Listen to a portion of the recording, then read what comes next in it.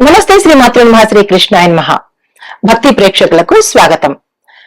July 16, 2026 నుంచి మనకి మళ్ళా ఆగస్టు 17వ తారీఖు వరకు గురు ఆదిత్య యోగం అనేది ఏర్పడబోతోంది. అయితే ఈ గురు ఆదిత్య యోగం ఏంటి అంటే కనుక అత్యద్భుతమైన రెండు గ్రహాలు కలవడం అన్నమాట.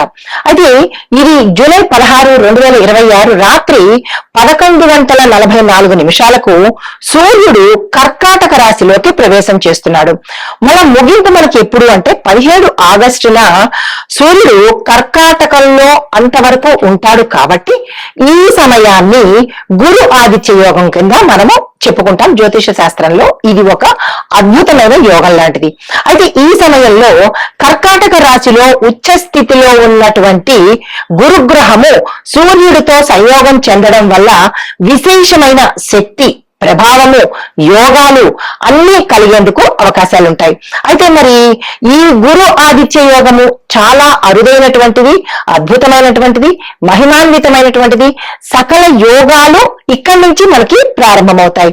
అయితే మరి ఈ గురు ఆదిత్య యోగం మనకి ఎలా ఉంటుంది అంటే దీని దేశ కాలమాన పరిస్థితులను బట్టి ఒక మనుషులకేనా కాదు, దేశంలో దేశానికి ఆర్థికంగాను, న్యాయపరంగాను, రాజకీయ, వ్యవసాయ, వ్యాపార, ఐటీ, విద్యా రంగాల మీద కూడా ఈ యొక్క ప్రభావము పడేందుకు అవకాశాలు ఉన్నాయి.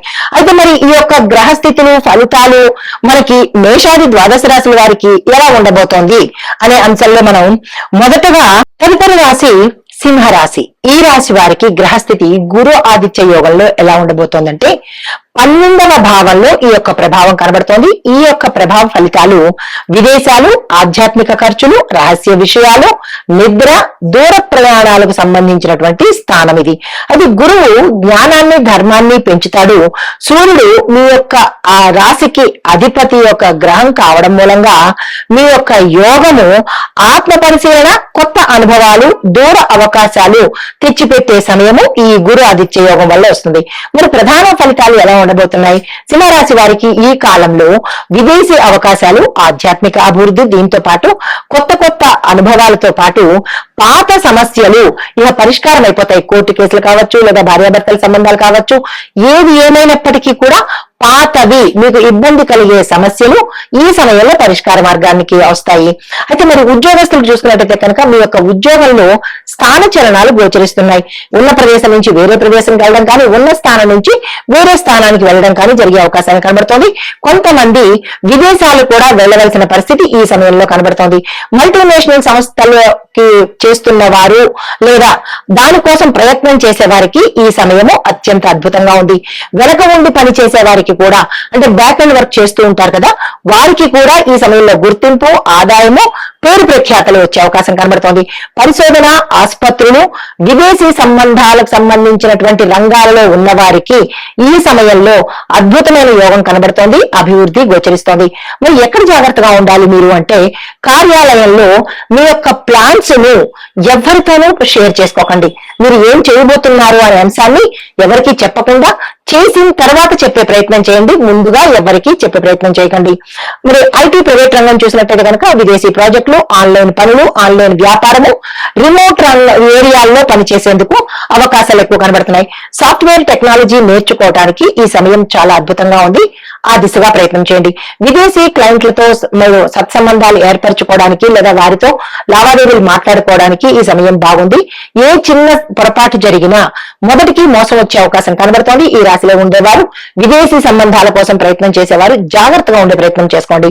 వ్యాపారస్తులు చూసుకున్నట్టయితే కనుక ఫారెన్ ట్రేడ్ అంటే విదేశీ వ్యాపారాలు, ఎక్స్పోర్ట్ అండ్ ఇంపోర్ట్, దిగుమతి ఎగుమతి రంగాలలో మంచి అవకాశాలు వస్తాయి. అందుకునే ప్రయత్నం చేయండి. కొత్త మార్కెట్లను ఒకసారి పరిశీలన చేయండి. మీ ప్రోడక్ట్ ని రిలీజ్ చేసేటప్పుడు, లాంచ్ చేసేటప్పుడు లేదా స్థాపించేటప్పుడు కొద్దిగా జాగ్రత్తలు తీసుకుని ముందుకు తీసుకెళ్లే ప్రయత్నం చేయండి. పెట్టుబడులు చేసేటప్పుడు మాత్రము చాలా జాగ్రత్తగా ఉండండి. కంపెనీ విషయాలు, కంపెనీ బ్రోచర్స్, కంపెనీ తాలూకా డీటెయిల్స్ తీసుకుని పెట్టుబడులు పెట్టే ప్రయత్నం చేయండి. ఆ పెట్టుబడుల్లో కూడా లాంగ్ టర్మ్ కి ప్లాన్ చేసే ప్రయత్నం చేసుకోండి.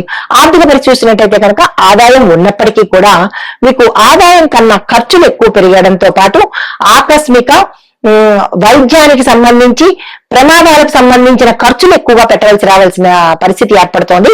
ఈ విషయంలో జాగ్రత్తలు తీసుకోండి. విదేశీ ప్రయాణాలు, ఆధ్యాత్మిక కార్యక్రమాలు, కుటుంబ అవసరాల మీద కూడా మీరు ఖర్చు పెట్టవలసిన పరిస్థితి ఏర్పడుతోంది. పొదుపు ప్రణాళిక ఈ సమయంలో మీరు గట్టిగా తీసుకోవాలి.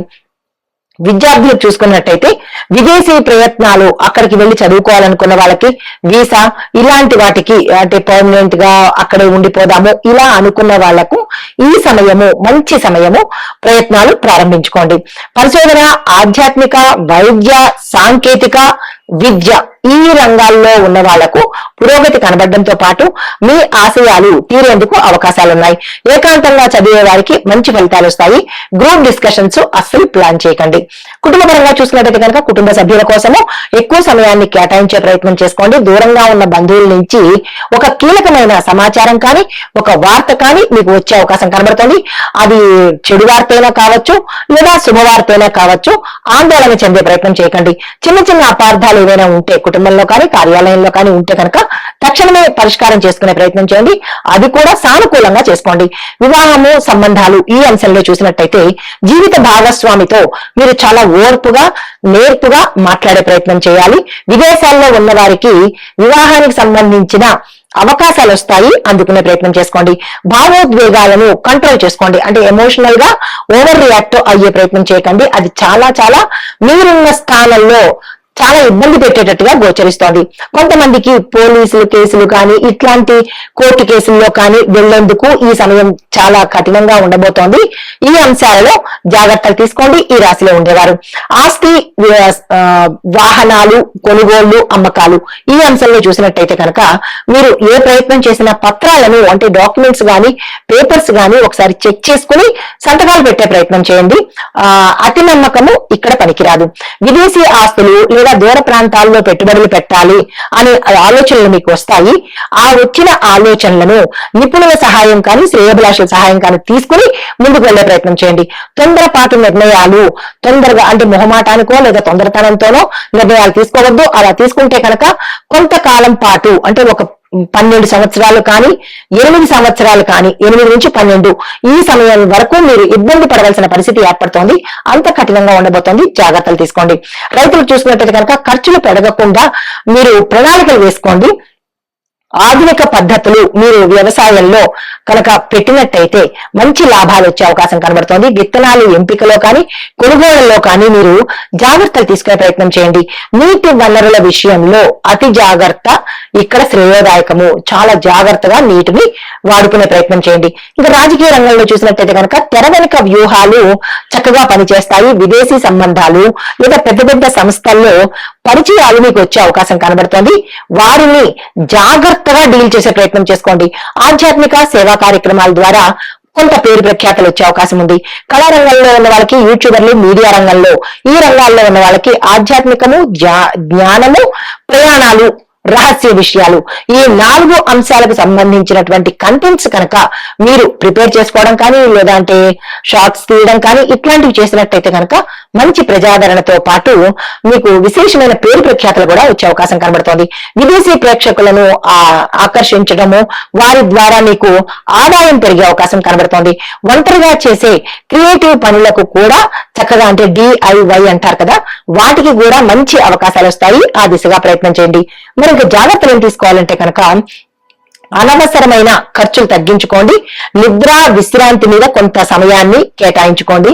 ఎవరి మాటలైనా నమ్మే ముందు, వినే ముందు జాగ్రత్తలు తీసుకోండి. ఓవర్ గా రియాక్ట్ అయ్యే ప్రయత్నం చేయకండి.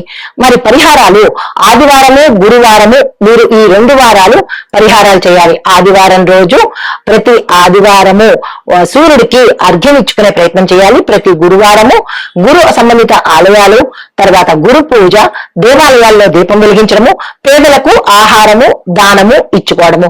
అయితే మీకు గోచార రీత్యా ఏవైనా ఇబ్బందులు కానీ, సమస్యలు కానీ ఉంటే కనుక ఇంకో కొంచెం పెద్ద ప్రయత్నాలు, హోమాలు చేయించడం కానీ ఇలాంటి ప్రయత్నాలు కనుక మీరు చేసినట్టయితే కొంత మంచి ఫలితాలు పొందేందుకు అవకాశం ఉంటుంది. మరి మంత్రాలు చూసినట్టయితే కనుక ఆదివారం రోజు సూర్యుడికి సంబంధించిన ఓం గుడి సూర్యాయ నమః అనే ఈ మంత్రాన్ని 108 సార్లు జపించాలి. ప్రతి గురువారము ఓం గుం గురవే నమః అనే ఈ మంత్రాన్ని 108 సార్లు జపించే ప్రయత్నం చేసుకోండి. మీకు కలిసి వచ్చే రంగులు పసుపు రంగు, బంగారు రంగు, కాషాయ రంగు.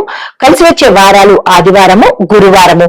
మీరు ఏ దానాలు ఇవ్వాలి అంటే గోధుమలు, బెల్లము, ఈ రెండు సూర్యుడికి సంబంధించి, పసుపు గురువు సంబంధించి, ఆహారము అన్నదానం కనుక చేసుకున్నట్టయితే మంచి ఫలితాలు పొందుతారు. ఇవి గోచార రీత్యా చెప్పబడినటువంటి పరిహారాలు, సూచనలు. నమస్తే.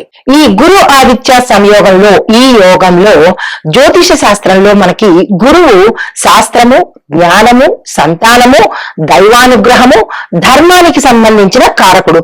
అయితే మరి సూర్యుడు ఏమిస్తాడు? అధికారము, ఆత్మబలము, నాయకత్వ లక్షణాలు, రాజసత్వానికి సూచన. రెండు అద్భుతమైన గ్రహాల కలయిక.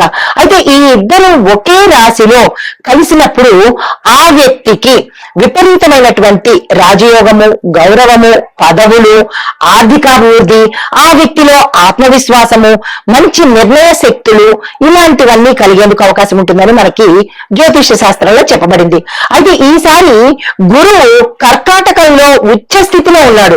అది కూడా బలమైన స్థితిలో ఉండడం మూలంగా ఈ యోగం యొక్క ప్రభావము మరింత బలంగా ఉండేందుకు అవకాశాలు ఉన్నాయి. అయితే జ్యోతిష సంప్రదాయ ప్రకారము ఈ వ్యక్తిగతంగా ఎవరైతే జాతకుడు ఉంటాడో ఆ జాతకుడికి ఆ యొక్క దశ, భుక్తి, లగ్నము, ఇతర అంశాల మీద కూడా వీటి యొక్క ప్రభావం అనేది కనబడుతూ ఉంటుంది. అయితే మరి దేశ పరిస్థితులు ఎలా ఉండబోతున్నాయి అంటే విద్య, పరిశోధన, సాంకేతిక రంగాల్లో పురోగతి కనిపించే అవకాశం కనబడుతోంది. ప్రభుత్వ నిర్ణయాలు ప్రజాహితానికి సరిపడట్టుగా ప్రజల హితం కోరినటువంటి అంశాల మీద దృష్టి పెట్టడం జరుగుతుంది. ఇంకా రియల్ ఎస్టేట్, నిర్మాణ రంగము, విద్య, ఆరోగ్యము, ఈ అంశాలకు సంబంధించిన వాటికి కొంత ఇబ్బందికరమైన సూచనలు గోచరిస్తున్నాయి. మరి వ్యవసాయదారులకు చూసుకున్నట్టయితే కనుక వర్షాల మీద ఆధారపడేటటువంటి కొన్ని ప్రాంతాల్లో చక్కని పంటలు పండుతాయి. బంగారంలా ఉండబోతుంది. రైతులకు మంచి ఊతంలాగా ఉంటుంది. అయితే మరి ధార్మిక కార్యక్రమాలు, దేవాలయాల్లో పూజలు, గురు పూజలు, ప్రజలలో భక్తి అనేది కొంచెం ఎక్కువయ్యే సూచనలు కనబడుతున్నాయి. అయితే ఈ యొక్క ప్రభావాలు ఒక కర్కాటక రాశి వారికేనా లేదా అంటే 12 రాశుల వారికి ఎలా ఉండబోతోంది అనే అంశంలో ముందుగా మేషరాశి వారికి చూసుకున్నట్టయితే కనుక